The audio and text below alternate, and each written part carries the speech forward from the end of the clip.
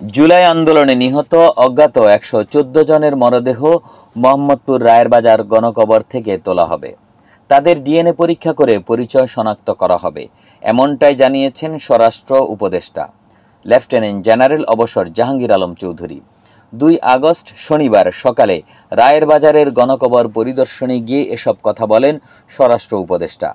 রায়েরবাজারে স্বরাষ্ট্র উপদেষ্টা আরও বলেন, শহীদ পরিবার চাইলে মরদেহ নিজেদের ইচ্ছেমতো জায়গায় কবর দিতে পারবেন।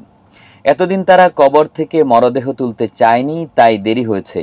এখন তারা রাজি হয়েছে, আমরাও পদক্ষেপ নিচ্ছি। স্বরাষ্ট্র উপদেষ্টা বলেন, রায়েরবাজার গণকবরে থাকা ১১৪টি মরদেহ রয়েছে, যা এখনও শনাক্ত হয়নি। পরিবার চাইলে কবর থেকে তুলে পোস্টমর্টেম করা হবে। ডিএনএ পরীক্ষা শেষে মরদেহ হস্তান্তর করা হবে। গণকবর সৃষ্টির নেপথ্যে থাকা সবাইকে আইনের আওতায় আনা হবে। স্বরাষ্ট্র উপদেষ্টা আরও বলেন, যারা গণকবর দিয়েছে তাদের বিচারের আওতায় আনা হবে।